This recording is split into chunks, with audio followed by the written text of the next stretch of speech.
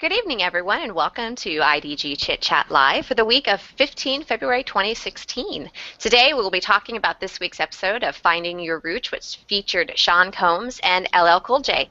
Hope everyone is ready.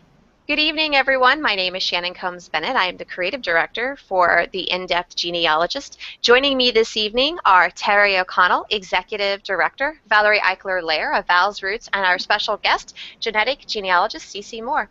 Jen Alford may be joining us a little bit later, so fingers crossed that we actually get to see her this evening. Thanks, everyone, and welcome to the show. Hi, thanks for having me. Hi, we're very excited to have you back on, CeCe. Everyone loved the last time you were on, so obviously we asked you the right questions. You must have done well. That's right. So this week we were very excited. I know I was over the moon excited with the amount of genetic genealogy that was presented in the episode with LL Cool J, or James Smith, which doesn't look like a James Smith to me. Like Todd, actually. Yeah, okay, I can go with Doesn't Todd. use the first name, so I think he fits Todd better than James. Yeah. But we were very excited, and what an amazing discovery to find through genetics. And I'm assuming that going into it, by the way that Dr. Gates prefaced that part of the episode, that you all had no suspicions that there might be an adoption in the family? Yeah, that's exactly right. It turns out that his mother had some questions about her maternity, not her paternity, but that her mother was actually her mother. But it was never mentioned to us, and I don't think it was something that she really took seriously. It was just one of those things that's kind of in the background that maybe every once in a while she thought about. But it was definitely not something that had been communicated to the team whatsoever, so it was a total surprise for us. Right. And I guess I can see how if you have a whispering of a family story, sometimes you may not give it credence as you get older, if there's no reason to. Yeah, when we did make the discovery and she started calling her cousins, they knew that something had occurred, but the story was that her father was not her father. Nobody said her mother. I'm sorry, yeah. I mean, so it was not what. I'm sorry, let me say that again. Okay, I'm confusing myself now. Oh. The story was that her mother was not her mother, but that her father was definitely her father. Okay. So it was that her father had had her with somebody else when he was away at war, and that the mistress had dropped her off on the doorstep for her mother, Ellen, who raised her, to raise. Wow. And so that wasn't something she had ever heard until after we brought up the DNA evidence and she started calling her cousins. So it's, sometimes it's that way with these late discovery adoptees, where other people in the family have heard the information, but no one's ever told the person in question. Right. Why would you tell them you don't want to hurt their feelings? I guess so, but I think it hurts their feelings more when they discover that everybody knew or had suspicions or knew of some story, and it was never communicated to them. So not in this case, but other late discovery adoptees I've heard that were very, very hurt that their cousins and other family members kept a secret from them. That wasn't true in this case because it was more rumors, and it ended up it wasn't the correct story anyway because she was legally adopted, and neither of her social parents that raised her were her biological parents, as you saw.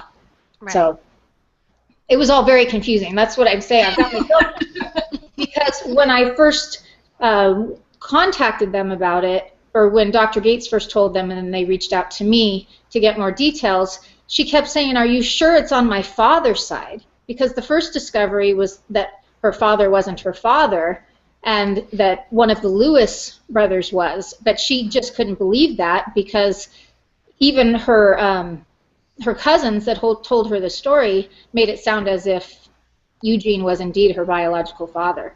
So there was a lot of theories that went back and forth and lots of discussions over many months of trying to sort it all out.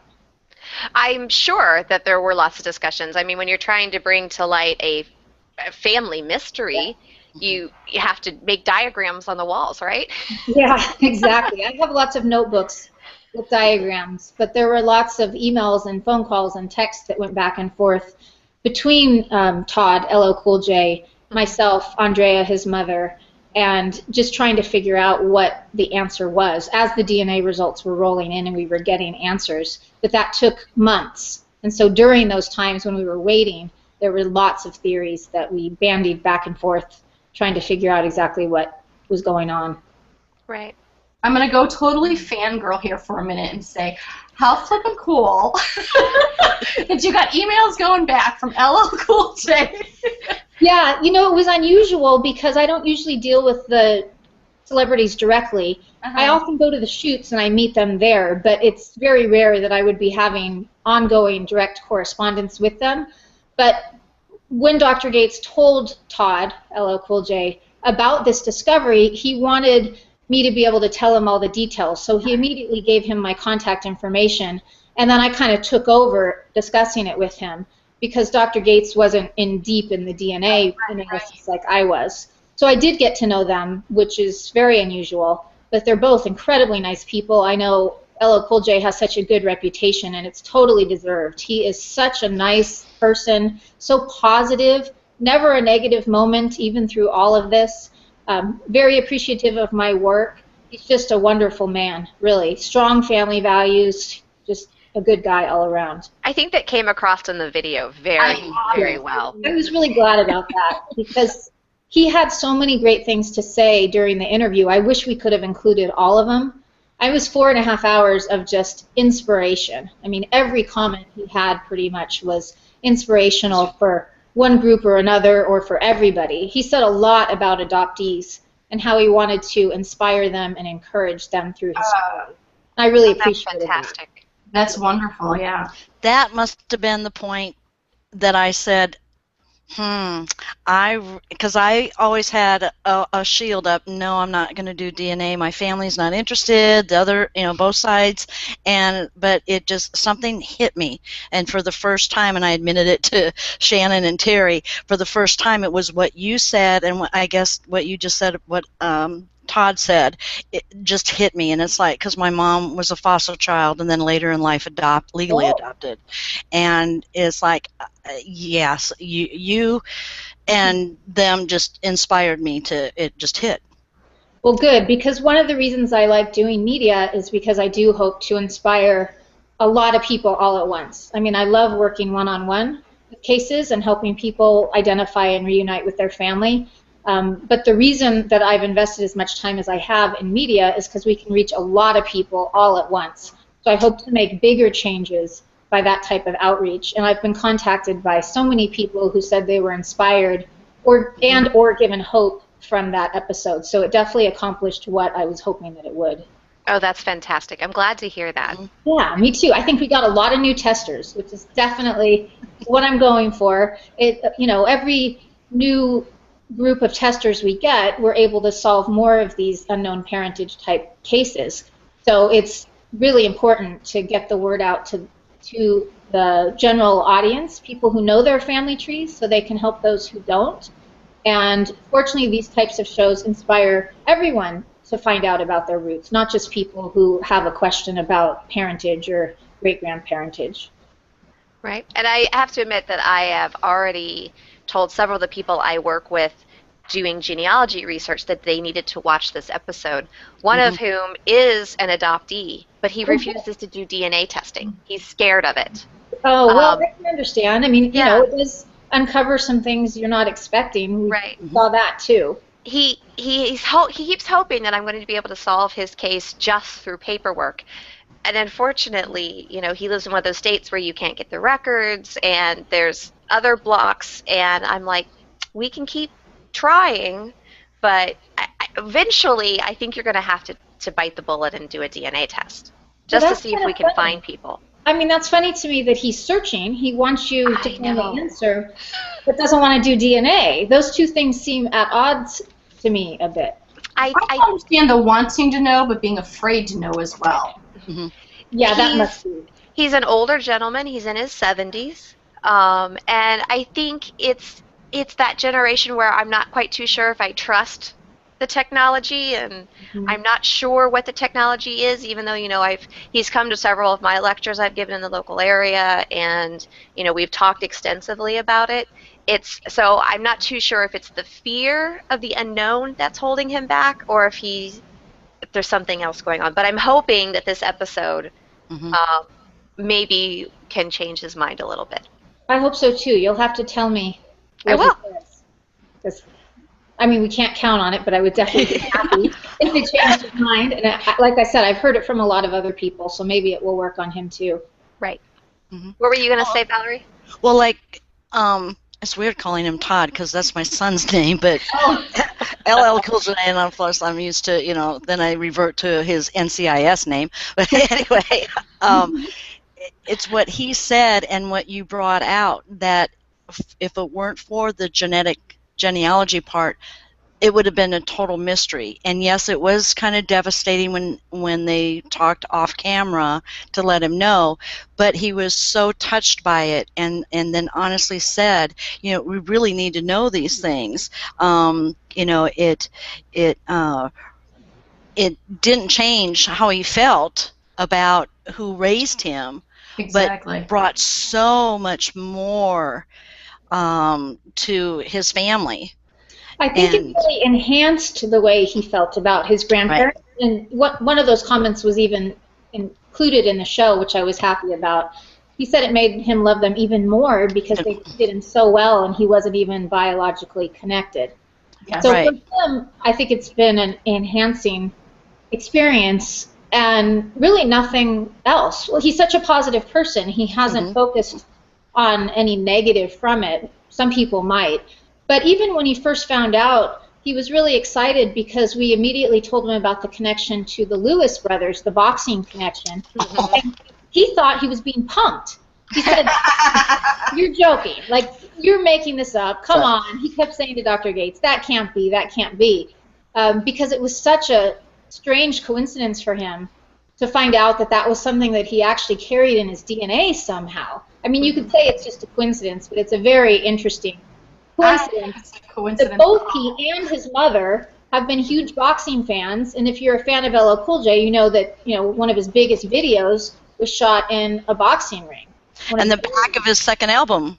Yeah. Yeah, exactly.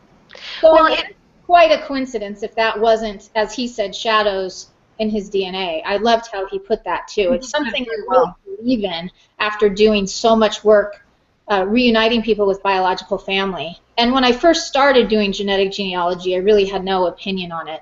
But I've seen it over and over and over now. And it's too many coincidences to just explain away. So I think that there's much more that we don't understand about DNA and the types of things it encodes for us. It's not just how we look. It's definitely our preferences and our behaviors and sometimes crazy things that you just can't even believe. Choices people make in their lives, which you wouldn't think have anything to do with DNA, but they seem to. So this whole nature versus nurture debate is really interesting coming from my perspective and seeing these things. Sorry, Right. Shane. What were No, you gonna it's okay. What I was going to say was there was recently an article that came out about how memories being passed through DNA, Right. and they're actually studying that. In particular, from if I remember correctly from the article, it was some German scientists studying generations later.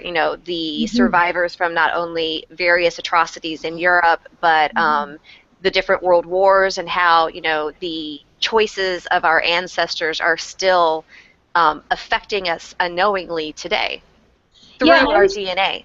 And I was just reading that same study or some article that was related to it that said actually it's showing up in the grandchildren much more than the first generation. And I guess that's because for the women, the daughters, the egg formation is happening during that time, and so it's affecting the eggs of the grandchildren. Right. So I don't know a lot about it, but I think it's really interesting because when I first wrote about John Huffer, my brother-in-law, who found out he was a descendant of Thomas Jefferson, and I pointed out some of the weird coincidences that happened when he had visited Monticello before he even knew about this. And some people kind of went after me saying, you're trying to prove genetic memory. And I wasn't. I just couldn't help but note some of those very interesting things. And now, years later, I've seen it so often that I'm not trying to prove it, but I'm definitely a believer. Right. Where it's not just a coincidence. I've seen it too often. You know, if you see it once or twice, but I've seen it scores and scores and scores of times in such profound ways that it's very difficult to ignore it. What were you going to say, Terry?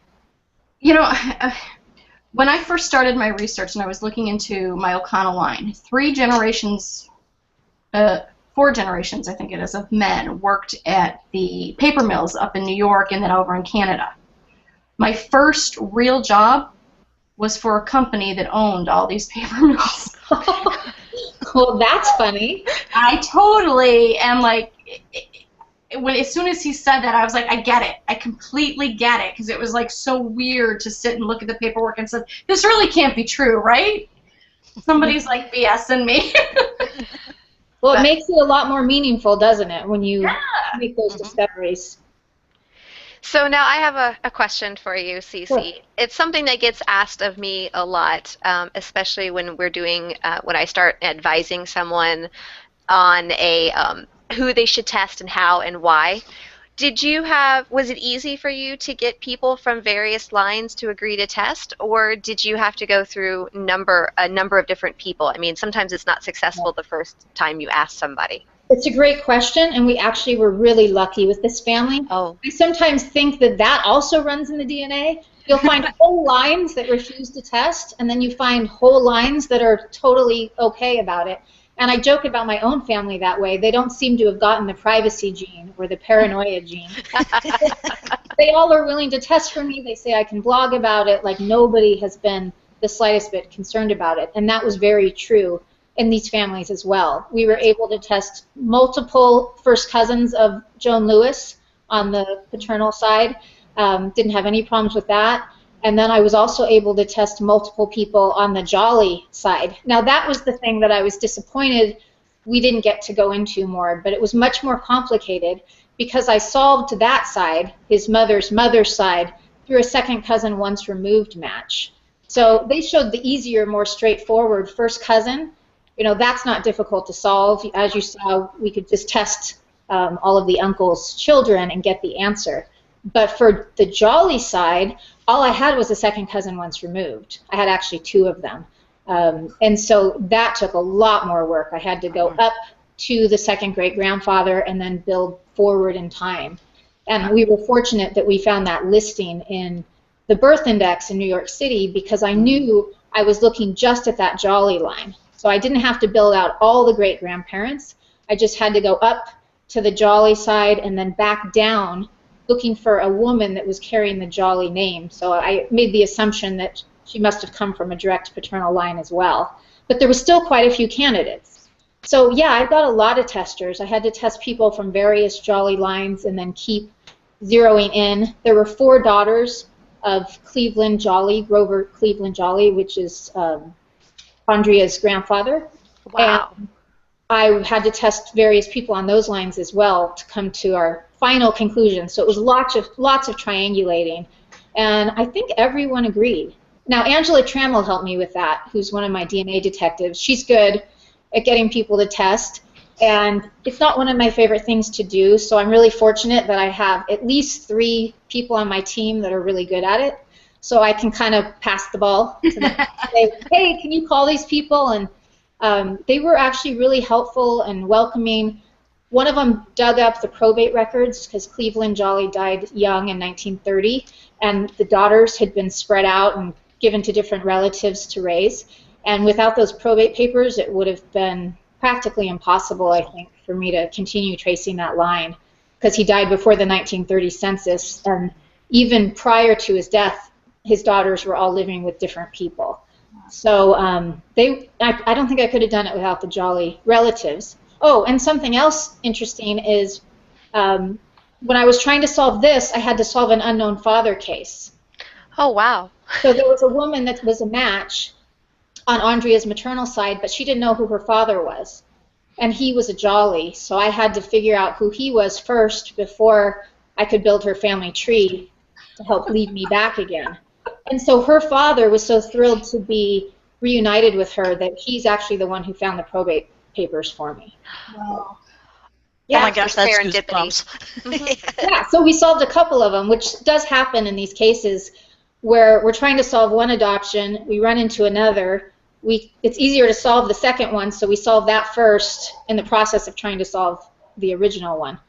So I wish all that could have been in the show, but we only have so long. Yeah. Right. Go ahead, Terry. one of Jen's questions was, and I don't know if you'll know this off the top of your head, is how many different people did you have to test altogether just for the LL Cool J portion? Well, first I tested his mother because I saw in his DNA that he looked like a first cousin once removed with Joan Lewis. And I always like to test the parents if they're alive and willing to test. So that was the very first thing I did. And that confirmed it was indeed on her side and that she was sharing 14% with Joan Lewis. Then I tested 1, 2, 3, 4 first cousins of hers. And then on the Jolly side, we tested 1, 2, 3, 4, 5 maybe, so 9-ish. Yeah, I'm not sure if that's exactly right, but I'd say it's about 9. But I also found a lot of people in the database that helped me that were already tested from these families. So I was fortunate that there was some trail, because even on the Jolly side, although they were more distant, I was finding people from those lines, and that helped me. And for Joan Lewis, there was already the nephew Thaddeus that was on the show. Mm-hmm. Had also been tested, so I knew that we were looking at the Lewis side. So I only had to look at her father's side thanks to him having been tested. Right. So that automatically narrowed it down for me. Well, So, what a wonderful family they gained. Go ahead. What a great family they gained. Yeah, and he wasn't in touch with them. He had tested on his own, and so that was really just a fortunate coincidence. Wow. And I had to use all 3 companies to solve this as well. So it's a testament to, using everything at your that's available to you. All 3 databases, cousins that are already tested in there, and then going out and finding cousins to test, which we had to do through 2 different ways. One was being in contact with the matches, like Joan Lewis, who helped us get in contact with the cousins. And then on the Jolly side, I had to build trees, build back, build forward using that descendancy research. So we pretty much used everything. Oh, and including traditional search, because we were using that birth index from New York City to find the surname she was born under. So we used all of those things and months and months of work. I think that's And you said, Go ahead, Valerie. and you stated on the show there was over 2 million tests with over the 3 companies. It's even more than that now. Wow. At the time when we finalized the script for that, that was the case. But now we have 1.5 million at Ancestry. They sold almost 1 million tests in just 2015, and I'm told that they sold 400,000 just in the last quarter of 2015 when they had those great sales for $69. I can tell you how excited I was to see it under the tree for like nieces and nephews that wanted it, and I had no clue. They opened it, I was like, yay! So that was a gift for you, actually, too. Mm-hmm. And then there's over 1 million at 23andMe. Since their approval, they've still been selling pretty well, not in our community so much because of the price increase, but they're doing a lot of advertising, so they're continuing to grow. And then at Family Tree DNA, we don't know exactly how many are in their autosomal DNA database because they don't release that, but I would estimate around 200,000. And then they have 700,000, over 700,000 if you include the Y-DNA and the mtDNA tests. So we're definitely up there. I mean, I think we're much closer to 3 million now. And this year we'll see many, many, many more. It's just exponentially growing. I like how you just commented that for these types of cases, it's important, or suggested that you tested all 3 companies. Mm-hmm. It's something I suggest to people, especially if they're serious about trying to find somebody, if they have a missing parent or they're an adoption, because you never know where your relatives are going to test. Exactly. And it's gotten harder with the price increase at 23andMe, so that's really unfortunate. So I don't recommend them as often as I did, but I'm very sorry to miss some of those tools on some of my cases. because I really used their chromosome painting a lot, where the admixture is mapped out across the chromosomes. I find a lot of important clues there. And I still think they're the most accurate with their predictions, and that can be really important sometimes as well to help narrow down what we're looking at. But still, if people can afford it, I absolutely encourage it. They can try the first two that are less expensive, and if they don't get close enough matches, then they really do need to try that third company, 23andMe. Mm-hmm. And hey, it's, they're offering health results again, which for adoptees is important, or people who have unknown recent relatives, ancestors. Right. Yeah, I went out there recently and looked again at my health information. It was like, well, it's a good thing I test negative for everything they're testing for. That's good. Lucky you. Lucky me. Lucky your children. Yeah, and it confirmed I like a lot of caffeine, so that was kind of funny. I'll go figure. Yeah. Listen to them laughing at me. We've got some weirder things in there too, but we won't discuss those. Yeah. Valerie, Terry, do you have any more questions? I'm good. To ask, I guess, is how long, or you maybe have said that off camera, how long did it take for you to do LL's case? Well, it's kind of interesting because when I was first hired, there was already some of the potential guests who had tested and were in the account. And so I started going through all of them, trying to see, familiarize myself with what was in there and if there was anything interesting. So right away, I saw that he had some very interesting results and was unable to find a connection between Joan Lewis's family and his. So I was intrigued right away. I don't know exactly what month it was, but when I first started with them was June 2013. Oh, June 2013. And so I think maybe around September or October I started working on it, and he wasn't scheduled. So I wasn't really supposed to be investing a lot of time into it, but I kept sort of pushing the producers saying, there's a story to be told here. We need to get him scheduled. But he wasn't scheduled until season 3. So I would revisit it here and there and put a little work in, and Joan Lewis would write me and remind me, and she didn't know who it was she was matching because I couldn't tell her that. He was this close relative, and when I did a little research on her, I saw that there had been an article in The Root where she had written in about her connection to these boxing families, and there was even one that her family has oral history of being descended from Thomas Molyneux, who was this enslaved man who was a fantastic boxer and had won his freedom from winning so many matches. And so I was really hoping there was going to be a connection to that family, but I had no idea at that point if it was that one or another. So on my personal time, I was definitely working on it little by little by little. But it wasn't until he was finally scheduled for season 3 that I was able to really put some focused research into it. And it's hard to say over all those months how much time I put into it, but I'm sure it was hundreds of hours. And but then, at least a year. Yeah, well, I was working on it you said years.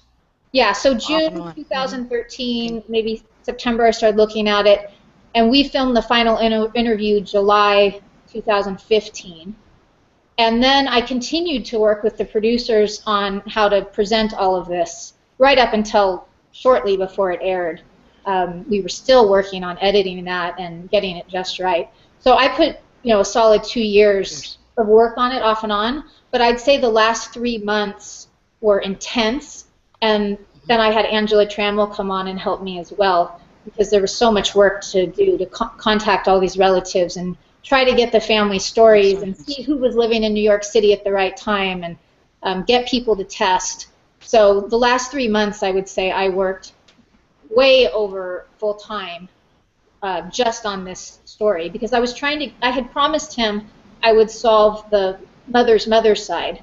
Mm-hmm. We had done the mother's father side when Dr. Gates did that interview with him that you all saw, but we hadn't solved the mother's side yet, and I told him, don't frame your family tree yet. I promise you we'll fill it in. And then they scheduled me to shoot. I actually did a whole interview with just Todd and myself.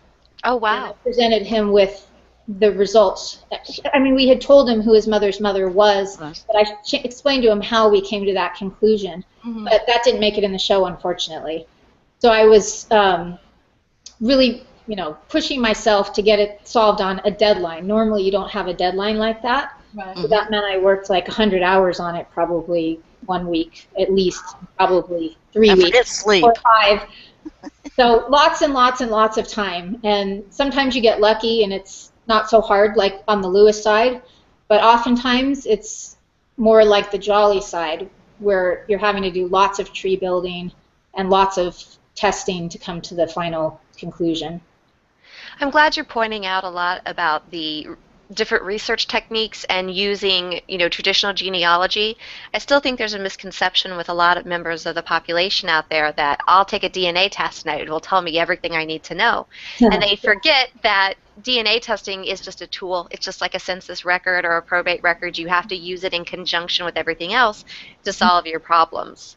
Yeah, and that's, article just came out that I said DNA testing was not a shortcut. And I actually was responding to an NPR article that said it was. And so I wasn't minimizing how important it is and how much it can help us in our research, because it can. But a shortcut might be the wrong terminology for it. And we definitely still need to work with the traditional genealogy, because even in these unknown parentage cases, I couldn't get anywhere without being able to trace the people who do know who their biological families are. And so we have to use the paper records, the documentary records, to build their trees and do their research to give us the answers for those who have the unknown parentage. So very rarely do you get the test and you get the answer. I mean, if you get a parent-child match, there you go. But that doesn't happen that often, although it is happening more and more with the increase in the databases. In fact, we had one today. Oh, that's fantastic. So, yeah, it's great. And pretty soon, it won't be such an unusual thing. It used to be unusual to get a first cousin match, but we're seeing those a lot now, all the time. But even those can take a long time to solve. Clearly not as long as others. I mean, second or third cousins or fourth cousins. But it's not a simple answer. You still have to do the genealogical research to get to where you need to be. So it's extremely important, but I would never be one to minimize how powerful genetic genealogy is. But people need to know that there's still traditional genealogical work that has to go hand in hand with it. I have to tell you a funny story. I may have told you this before, and I think Terry's heard it. But when I tested myself and my husband first, and then I bought kits for my parents. And I remember my dad on the phone with me, and he's like, "Are you sure you want me to do this?" And I said, "Of course I do. You're one generation back. It'll help confirm things. I want both you and Mom." And my mom's a doctor, so she's like, "Whatever, I'll do it. Not a big deal." And my dad's like, "Well, I had a lot of fun when I was younger." He's like, "Will you kill me if, something happens?" And I'm like, "No, that's okay, Dad." He's like, "Okay, I just didn't want you to be surprised if you have a half sibling that turns up." And I was like, "No, it's fine, Dad. Not a problem."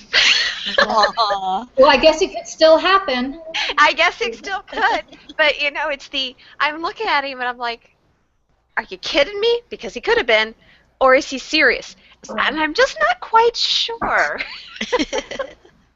Well, there's quite a few genealogists who have found half-siblings. They might not talk about it, but I'm aware of a number of cases. Hey, I wouldn't mind finding one. I don't think I have one out there, but if I did, I'd be excited about it. Yeah, I don't think I do. I'm an only child, so that would be the only reason why I would think it's cool, because I'm almost 40 now and have been an only child with, my siblings were the pets. It would be kind of nice, but I'm not going to hold my breath at this point in time. Yeah, Well, that's like I really want to, because, my mom was she always thought she was adopted, but it turned out to be a foster child. It wasn't until she was older, and I have the original onion skin, typing of the legal adoption when she was older. And she always wanted to know, and I did find through paper trail, who her birth mom was and that person's father, but I still don't know who the birth dad was. And because of that, there could be half siblings. They might have since passed, but I mean the half cousins, and so forth. And I know the situation or the circumstance that brought her to that. The coolest record that I have is the one line item in the school well, it was a state school, but it was for adoptive children, and when she was 1 year old. And that just gives me goosebumps because that's the furthest one I've gotten back. But now it's like, again, there was something in the show that just touched that. It's like, I need to marry the two together, and I'm going to show the recording of the show and this episode at the family reunion this summer. Oh, yay! Good. So it's going to go on and on. Right, because we have over almost 125, maybe 130 that attend that particular family reunion, and they're the ones that, and I'll tell them, quit sticking your hand in my face because I'm going to keep in your face. So thanks so much for all that you had said during the episode and what Todd had said, because if it can touch just one person or many, that's what we're here for. Absolutely, and that is one of my, if not my main goal in the work that I do. Sometimes when I'm doing media work, I think, I'd like to be spending my time just solving cases every day. And it can get frustrating at times, especially when there isn't a good DNA story. I'm digging and digging and I'm just not finding anything, or I have a good one and it gets cut in the end. I can sometimes feel like my time could be better spent elsewhere. But what keeps me doing it is that when we do have one of these good stories, it really inspires a lot of people. So even if I only have one really good story from the DNA in a season, I think it's worth all of the time. But I spend so much time and energy, and I'm a perfectionist, and so it's hard for me to finalize these things too, because they send me the episodes to finalize the DNA portion. I always go through it, make sure everything is stated correctly. I approve all the graphics. I write the DNA portion of the script, and things like this that are so close to my heart, it's really difficult to say, okay, and let go of it. Like, okay, I'm done. I won't make it. I probably drove the producers crazy because they kept sending me the supposed final version. The chart that you show, when you said, you see any red there, and of course there's no red, and it's like, oh my gosh, and then the other one that does. Do you do those charts yourself, or is there a company that you have do it? The graphics are done by the research team. We usually have one person on staff that is assigned to that, but for the DNA graphics, I spend a huge amount of time working with that person because there isn't really anyone else on the staff that understands DNA. And like I said, I'm a perfectionist, so I really want everything that we present, not only on air, but to the guests, because they get that book of life. And so even if it never makes it on the air, it's going to be in that book for them. So I spend many hours going back and forth with them, suggesting changes, and I probably drive them crazy because usually there's quite a few versions that get run by me. But I've been really fortunate. The one who worked with me in season 3 in the latter half just did beautiful work. I mean, she really did well. And so I'm not the one actually creating those from scratch. I'm not good at things like that. But I am good at correcting them. That's the important part. That's the really important part. Yeah. Well, unfortunately, ladies, our time is almost up this evening. Is there anything that you think that we should touch on that we haven't yet, CeCe? Oh, there's just so much. I guess it's important for people to realize when they watch the show that there's so much more that we didn't get to show. There was the 4.5-hour interview with LL Cool J, and then there was another maybe hour or two that I spent with him on air showing him the jolly side.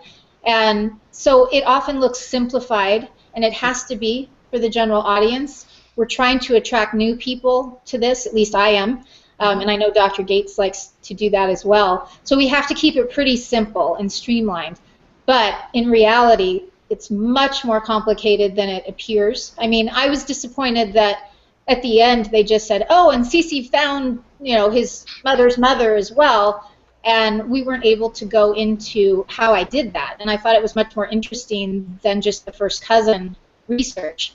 But we can only do what we can do. We've got an hour. I was thrilled that we only had to have 2 guests in this instead of 3, so we were able to go into it much deeper than we usually can. But I just want everyone to remember that we have put, myself and Johnny Cerny and the researchers have all put hundreds of hours of research into these episodes. And we can't include everything. A lot of people were disappointed that we didn't show the admixture charts for everyone this year, but that's because we were trying to show how DNA works in conjunction with the paper trail more and answers genealogical questions and not as much just people's percentages. Because there's been so many people asking for them, I think we'll try to always include those in next season if possible. But I really like to focus on getting the genealogy part of genetic genealogy into the episodes. And so that's always been my goal working with them, was not just to have the reveal at the end where you see the percentages and you see the things that are not really as meaningful for our paper trail part. Then the other thing I guess I want to say is a lot of people wrote to me and asked me about the reunion that Andrea had with her birth mother. They did meet. They are building a really wonderful relationship. They fortunately live close to each other, and her birth mother didn't have any relatives that lived close. She has some relatives that love and care for her, but from mostly a distance. They would have to travel to New York to help her out with things. And so the fact that they're in the same city has been just amazing, and it's really enriched everybody's life on both sides of it in a really positive way. And I wish we could have gone into that more as well, but she's almost 90, and we got to give people their privacy. Right. And that brings up the ethics question as well. We were not about to surprise Todd, LL Cool J, and his mother with these revelations on air. And it's very unusual that we would tell the guests anything ahead of time. But I strongly felt that the right thing to do was to tell him off air. And there was, of course, the concern that he might back out and say, I'm not going to do this because I don't want my family's private matters aired on national television. So I'm glad we did it that way. I'm incredibly appreciative of Todd and his mother for being willing to let us show the world what we discovered for him, and he really wanted to inspire people, and he did that by allowing us to share it. But ethics are always really important, and when you're doing media, there is typically this conflict between trying to have good TV but upholding really good ethics, and it's something that I come across a lot. I'm working with 2020 on some projects, and it's always hard, because cameras want to be there for everything. But with PBS, they have really high ethics, and I was very proud to work with the producers from ARC Media and Dr. Gates on this, because I thought they handled it really beautifully, and I appreciated that they took my advice on it, since this is something that I work with every day. And so I'm glad people aren't upset that we did that either, because some people, think we shouldn't tell the guests things ahead of time, but this was a very unusual situation, and I think it was an exception to that.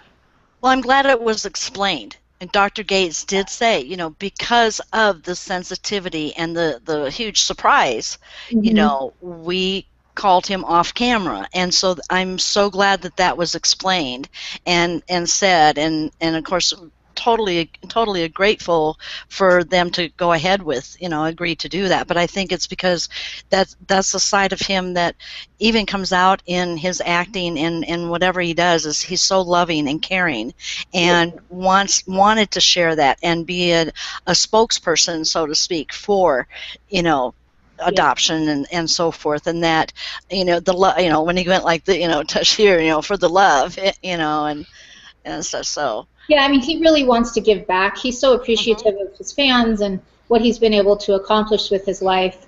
And, they covered how difficult his beginnings were. Yeah. And so I think he always does want to give back, and this was one way that he was able to do that.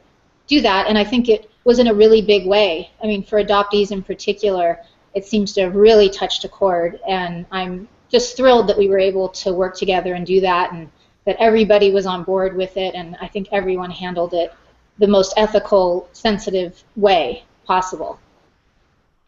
Well, thank you again, CeCe. We really appreciate you taking your time out of your day to show up and talk to us a little bit more about this episode. Really eye-opening, wonderful episode. I'm so glad you got here to explain it all to us, and it looks like you had a great time doing it. I did. I'm just so relieved it's done. It's going to air, but now it's finally off my plate. After all this time of stressing because wanting it to turn out so well, I can't tell you how relieved I am. It's over. And that you can talk about it because you had to keep it, under wraps for so long. Yeah, I kept telling people, make sure you watch the LL Cool J episode, but I couldn't see why. And I was so surprised when the AP article came out a week earlier, and the secret was suddenly out of the bag before I expected it. So it's been quite a ride. Ah, those scoops. Come and tell the background of it and give people a little bit more insight on how we did that and some of the important parts, I think, for the researchers that we're unable to talk about in the short time that we have on air. Right, and I'm sure they're appreciative, and I am definitely sure that we will be sharing this video to pieces and encouraging more and more people to test, and especially those who are adoptees. Go find your roots, right? And all those who know your family tree, please test so you can help those who don't. Yes, definitely. Well, thank you again, and thank you, Terry, and thank you, Valerie, for being on the episode tonight. Thank you for not leaving me here by myself. I appreciate that. Never. It's always fun to chat with you guys. Thank you. Anytime you come back, you just let us know. Okay. So remember, everyone, we would love to hear from you in the future. So just drop us a line in the comments below, like us on Facebook, follow us even on Twitter, or you send us a simple email at editor@theinDepthGenealogist.com. And on that note, I hope you all have a great evening and go in depth with all of your ancestors. Bye.